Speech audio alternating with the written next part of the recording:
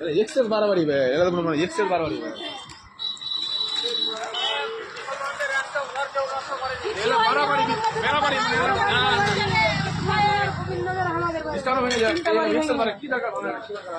ওটা বাংলা আমারটা ভেঙে যায়, 3-4টা তেল ভেঙে যায় না, এক্সেল বাড়াবাড়ি এটা।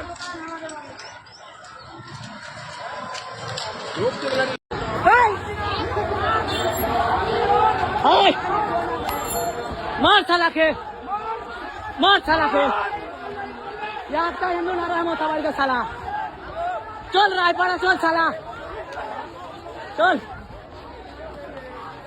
ए जे पुलिस गुली फायर करছে, ए पुलिस गुली फायर করছে, पुलिस देखो गुली फायर করছে, ए जे देखो, पुलिस गुली फायर করছে, ए जे, पुलिस गुली फायर করছে, पुलिस गुली फायर করছে, পুলিশ গুলি ফায়ার করছে, এই যে দেখো, এই যে পুলিশ গুলি ফায়ার করছে, এই যে পুলিশ গুলি ফায়ার করছে, এই যে আরে মারতে পারবে না, মারতে পারবে না, মার চল চল, আরে চল, এ বুকে সামনে, আরে কয় টাকা মারবে ওরা, এ ওরা কয় টাকা মারবে, ওরা কয় টাকা মারবে, এই যে দেখো ওরা কয় টাকা মারবে, এই যে দেখো পুলিশ হামলা করছে, আমি তোমাদেরকে সাইড থেকে দেখাচ্ছি, দেখো পুলিশ কিভাবে ফায়ার করছে আমাদের উপরে, এই দেখো পুলিশ গানমান বের করে আমাদের উপরে ফায়ার করছে, পুলিশ ফায়ার করছে ভাই। সম্মানিত দর্শক, ভিডিওগুলো আপনারা দেখলেন।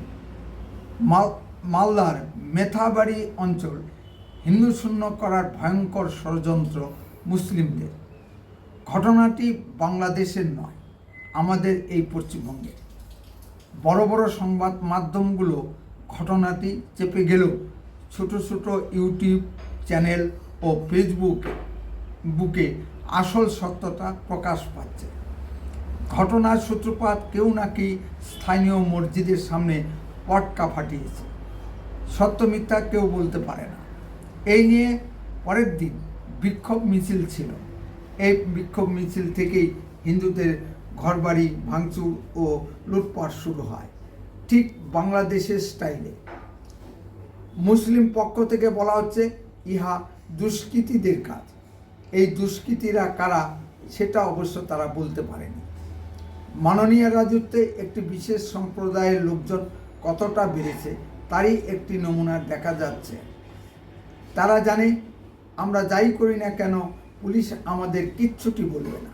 নমস্কার, আপনারা শুনছেন উত্তরের কণ্ঠ।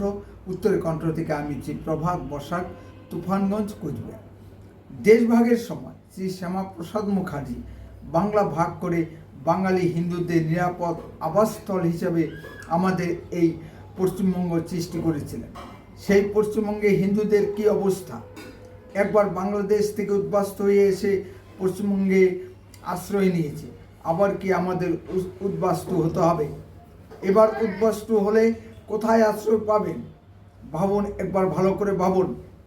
নিশ্চয়ই আমাদের বঙ্গোপসাগরে আশ্রয় নিতে হবে। যারা বাংলাদেশ থেকে এসে বিভিন্ন রাজনৈতিক দলের ছত্রছায়ায় ধর্মনিরপেক্ষ বনে গেছেন, সেই সকল ধর্মনিরপেক্ষ হিন্দুরা একটু ভাবুন। আপনার বাড়ি গেছে, জমি জিরাত গেছে, পুকুর ভরা মাছ গেছে, মা বোনের ইজ্জত গেছে, তারা একটু ভাবুন এবার কি হারাবে।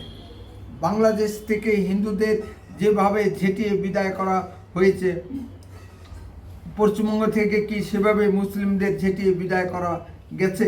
সম্মানিত দর্শক, হিন্দুদের মতো সহিষ্ণু জাত সারা পৃথিবী খুঁজলে দ্বিতীয়টি আর পাবেন না। 100 ঘর হিন্দুর ভিতর 1 ঘর মুসলমান সসম্মানে বাস করতে পারে, কিন্তু 100 ঘর মুসলমানের ভিতর 1 ঘর হিন্দুর সসম্মানে বাস করতে পারে না কেন? প্রশ্ন এখানে। কিভাবে হিন্দু মহল্লায় মুসলিমরা ঢুকে যাচ্ছে তার একটু নমুনা বলি। ধরুন কোনো এক গরিব মুসলমান হিন্দু পাড়ায় এসে আপনার ঘরের সব কাজকর্ম করে দেয়। আপনি তার প্রতি অত্যন্ত সদয় হলেন যে আপনার পূজা পার্বণে অংশ নেবে, কীর্তন করবে, সব কিছু হিন্দু কালচার সসম্মানে মেনে নেবে, প্রসাদ খাবে ইত্যাদি। আপনি হয়তো দয়া পরবশ হয়ে তাকে থাকার জন্য একটুখানি জায়গা দিলেন। কয়েক বছরের মধ্যে সে আরও 50 ঘর মুসলমানকে ডেকে নিয়ে এসে বসাবে। এবার তাদের নামাজ পড়ার জন্য মসজিদ চাই।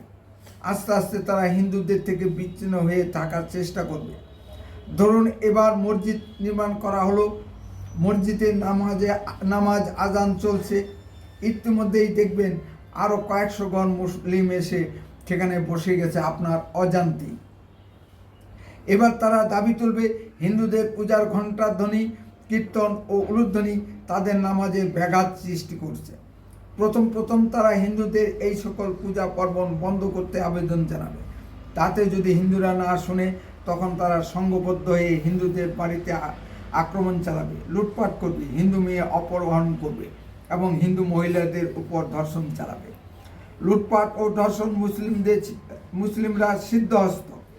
কথাটা একটু সাম্প্রদায়িক হলেও বাস্তব। সারা পৃথিবীর দিকে তাকিয়ে দেখুন, পাকিস্তান বাংলাদেশের দিকে তাকিয়ে দেখুন, মুসলিমরা কিভাবে নাম ভারিয়ে আপনার সামনে উপস্থিত হয় তার একটি উদাহরণ দিচ্ছি সম্মানিত দর্শক। কয়েকদিন আগে একটি ছেলে বাইকে করে ছোলা ছাতু বিক্রি করতে আমার বাড়ির সামনে আসে। হাতে হিন্দুদের মতো লাল সুতা বাঁধা, গলায় তুলসীর মালার মতো পরা। আর ওই বাইকে গ্রাইন্ডার মেশিন ফিট করা আছে। আপনার সামনে ছোলা ভাঙিয়ে ছাতু দিবে। ছোলা ছাতু আমার খুবই প্রিয়। আমি তার নাম জিজ্ঞাসা করতে চাইলে সে বলে তার নাম রাজু। আমি বললাম রাজু কি? সে বলে না। একটু চাপ দিতেই সে ছোট্ট করে বলে তার নাম রাজু রহমান। সত্যি কি মিথ্যা জানি না। আমি তাকে প্রশ্ন করি পুরো নামটি বললে না কেন? সে তা উত্তর না দিয়ে তাড়াতাড়ি সেখান থেকে কেটে পড়ে। এইভাবে কত যে হিন্দু মেয়ের সর্বনাশ হচ্ছে তা ভগবানই জানে।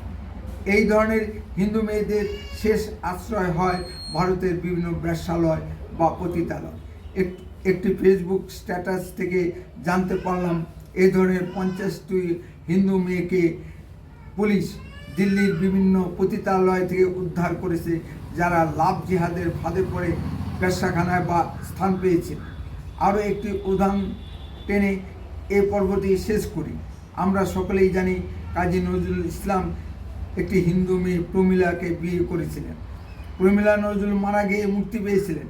প্রমীলা নজরুলের মা মেয়ের মৃত্যুর পর কোথাও স্থান না পেয়ে শেষ পর্যন্ত নিরুদ্দেশ হয়ে যান। এ ধরনের ঘটনার লাস্ট পরিণতি এই ঘটে। শেষে যে খবরটি পেলাম, আমাদের তুফানগঞ্জের নাককাটি গাছ বালাভূত এলাকার কিছু মুসলিম যুবক রামহরি মোড়ে আজ সকালে জড়ো হয়েছিল মালদা যাওয়ার জন্য। তারা গাড়ি ও ড্রাইভার খুঁজে বেড়াচ্ছিল। মালদার গণ্ডগোলের জন্য কেউ রাজি হচ্ছিল না এবং তখনই ব্যাপারটি জানাজানি হয়ে যায়। বাংলাদেশ থেকেও লোকজন ঢোকার চেষ্টা করেছিল, ফলে সীমান্ত সিল করে দেওয়া হয়েছে। বেশ কিছুদিন থেকেই মুসলিমরা বিভিন্ন জায়গা থেকে মালদায় জড়ো হচ্ছে। ঘটনাটি পূর্ব পরিকল্পিত। উত্তরের কণ্ঠ সর্বদাই বাস্তব ও সত্য কথা বলে। আরও এ ধরনের ভিডিও পেতে দয়া করে এখনই চ্যানেলটিকে সাবস্ক্রাইব করুন। আপনার মূল্যবান মতামত কমেন্টে লিখুন। যদি ভিডিওটি ভালো লেগে থাকে তাহলে অন্ততপক্ষে 10 জনের মধ্যে ভিডিওটি শেয়ার করুন। উত্তরের কণ্ঠ দেশের কথা বলে, দশের কথা বলে। আপনারা চোখ রাখুন উত্তরের কণ্ঠের পর্দায়। বন্দে মাতরম, ভারত মাতা কি জয়।